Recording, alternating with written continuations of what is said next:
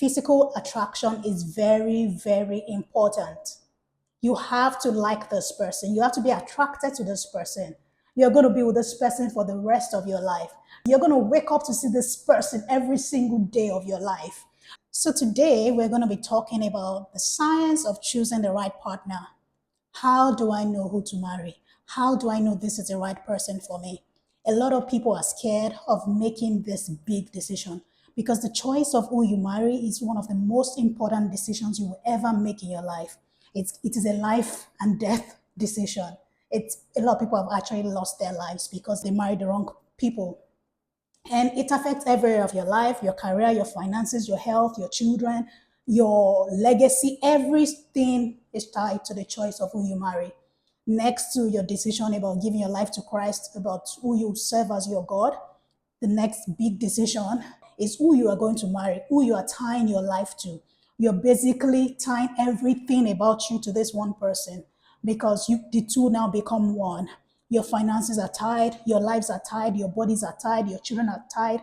Everything, your career, your future is tied to this person. So it's a very critical decision we cannot afford to take lightly. And I know a lot of people are really scared about getting married because they've seen a lot of horror stories. They've seen people lose their lives. They've seen people lose money. They've seen, people lose their minds because they married the wrong person. And so many people are scared about getting into marriage.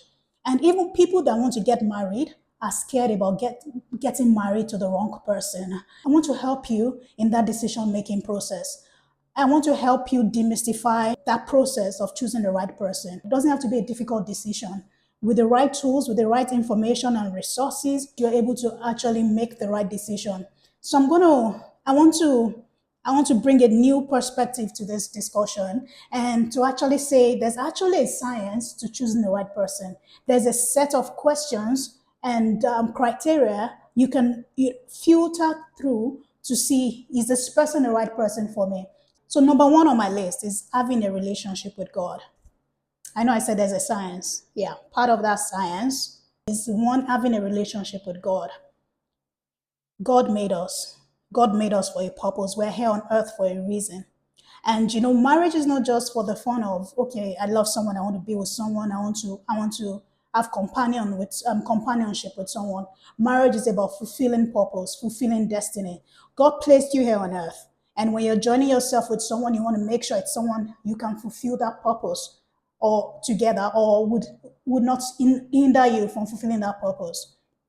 So number one, having a relationship with God, it's so critical. It ties down to many other things because having a relationship with God, number one, you come into a place of wholeness. You're not looking for the marriage or the relationship to fill you because there's a void in each one of us that only God can fill. And so we run into troubles many times when we go to people to fill those voids for us that only God can fill. So we have to come to a place of wholeness and completeness in God where we're not looking to fill that void. And number two, it's having a relationship with God, having intimacy with God. That's how we get to hear from God. We get direction, we get clarity. He instructs us, He guides us, even in this decision-making process, trying to choose who to get married to. You're able to hear from God and He's able to lead you and guide you as a shepherd would lead the sheep. And to help you with that, I would recommend, reading some books if you're at a point where you're not able to hear God properly. There are books I would recommend. Maybe I'll leave them in the description box if you're interested. Yeah, let me know in the comments. Number two, you need to know yourself. You need to know who you are. You need to know what you've been called to do. You need to know your unique wiring, your temperament, your personality. What kind of person are you? And what kind of person will be compatible with you? You need to know yourself. Come to a place of peace with yourself. People get into trouble when they don't know themselves. They don't like themselves. So they're looking for someone else to come into their lives. And number three, know where you're going. This is so important. You need to know where you're going. What's your purpose in life? You may not know. I mean, we don't necessarily know 10 years from now what's the purpose, what's the plan, but you need to have an idea of where you're going and who would be the right person to go with you on that journey. And this is where we talk about discovering purpose. Knowing where you're going, what's your purpose, your vision, your assignment, what are the things you see yourself doing? Will this person be a good fit? Will this person embrace this future that you envisage. So it's important to have some level of clarity on the purpose of God for your life. You will not know everything right now. You may not know 20 years from now, 10 years from now, but you have an idea of the things you want to do, your purpose. Don't go into marriage being being unclear about what you want to do with your life. Because it's important to know who is going to be able to go with you on that journey. Do you understand? And you want to also marry a person who can cope with who you will become in 10 years. Not someone who is going to be intimidated, but someone who is going to embrace it and who is going to support you through that journey. Number four, you want to marry someone you are physically attracted to. Let me tell you something, especially for us, Christians, Christian girls, maybe Christian guys as well. I can't speak for guys. I think men go for who they're attracted to, but I'm going to talk for ladies, especially Christian girls. And, many times we're like, oh, if this is God's will for me, yeah, I guess I'll go with it. Nah, God is not going to give you someone you're not attracted to. Physical attraction is very, very important. You have to like this person. You have to be attracted to this person. You're going to be with this person for the rest of your life. You're going to be in bed with this person. You're going to wake up to see this person every single day of your life. You're going to have children with this person. You have to be attracted to them. And I'm just going to bust this myth. God is not going to force someone you're not attracted to on you. God is not going to force you to marry someone you don't find attractive. Yes, there are instances where maybe because someone doesn't really have all the resources now, maybe they don't look well put together, but there's a difference between, okay, it's just not dressing right, okay, I can help him in that regard, so but it's not that bad, there's actually some attraction. So there's a difference between temporary things, like maybe he's dressing, just doesn't dress well, doesn't know how to dress well, that you can help him with, but you have to be attracted to the person. I hope that is clear. Now, moving on to number 5, he must be your friend. Marry your friend. Marry someone whose company you enjoy. Marry someone who you enjoy being with. Do you enjoy being together alone, just talking? Do you enjoy conversation? Huh. Or is it boring? When he's talking about his work or things, are there things in common that you can talk about? And do you enjoy just being in the company of this person? Do you find peace in this person's presence, or is it just stress? Are you just arguing the whole time? Is it always about trying to see who's better than the other, and it's always arguments, and you really don't enjoy each other's company? Don't go ahead with a relationship where you don't find joy, you don't find peace, you're not happy. You must really enjoy being with each other. And number 6, your visions must align. Do your visions align? Are you able to see a way where both of you are able to align in what you're trying to do? Are you able to support him, or is he able to support you? Is there room for you in his vision? Is there room for him in your vision where two are better than one? There's more reward for their labor. Are you able to bring your strengths together and help each other move forward faster? Would you be better off in your career, in your life, in your ministry, because this person is coming into your life? Is this person bringing something into your life? Are they adding to your life, or would they be subtracting from you? What value will this relationship bring to your life? The relationship has to bring value to your life. Otherwise, there's no need. Why is it just for the sake of getting married and having children? No, that's not enough. There has to be good enough reason why this person must come into your life. Number 7, are you able to resolve issues quickly, or do issues linger on? Are you always fighting, having quarrels, disagreements? Or even when there are disagreements, are you able to quickly resolve issues because you realize there's a big picture, and your goal is you don't allow disagreement to come in between both of you, because the two of you are becoming one. You see yourselves as partners, and you try to resolve issues quickly.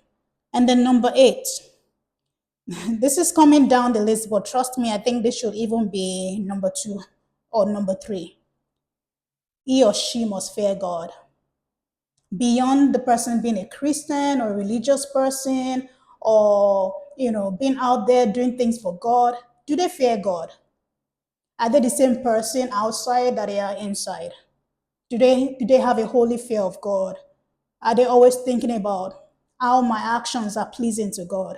Because that's someone you can trust. Because if they fear God, they're not going to do something that will hurt you. They are going to be people of character. It must be submitted to the will and the word of God. Is this person submitted to the will of God above, whatever he wants? He prioritizes the will of God and the word of God. So the word of God is final authority in this person's life. That is someone you can trust your life with. Number 9, do they have someone they are submitted to? Someone they highly regard and someone that can call them to order. Do not go into a relationship with someone who is Lord over themselves and there's no one that can call them to order. When issues arise, who can you talk to? Who can you bring the situation to and can help you both, solve the problem when you're not able to resolve the issues on your own? And when you need someone to talk to him to help him see from a different perspective, is there someone he's willing to listen to? Is it teachable? Are there people he listens to and he respects and obeys? Don't marry someone without a sense of accountability. Number 10, very important. He must have passion for you. Otherwise, he's going to be unfaithful. Having, checked off all the other lists, is he passionate about you? Does he love you? Does he find you intriguing? Beyond love, passion is a depth of resolve that in me has gotten total satisfaction and fulfillment. That I occupy a place no one else can feel in his heart. Let me take that one more time.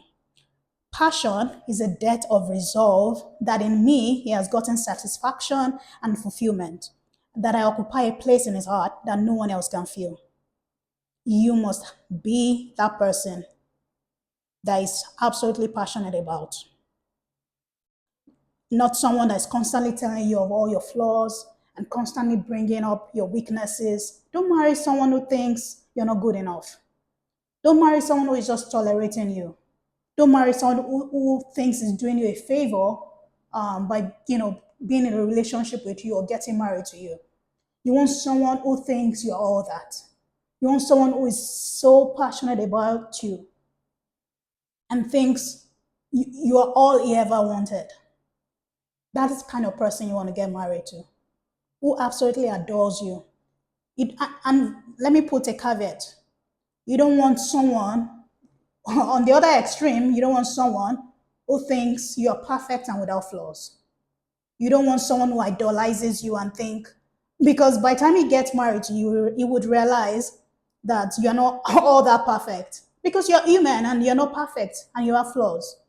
You want someone who realizes that you're human. It loves you with your strengths and your weaknesses. It doesn't idolize you and think you can't make mistakes because it's going to be disappointed in you and things are going to go sour really fast. So I hope you get the balance there. So that's it. I hope, these 10 points have been really helpful just to help you filter through those thoughts and just really like a checklist to see, to evaluate the person you're considering getting married to. Like I said, there's a science to choosing the right spouse, to choosing the right partner. You don't have to be confused. You don't have to be frustrated over it. Even if you don't hear a clear word from God to say, hey, my daughter, my son, this is the person for you. You can actually have, this checklist, this protocols to walk through to help you evaluate the person you are with or you intend to go into a relationship with. Because again, the choice of who you marry is very important. I'll see you in the next video.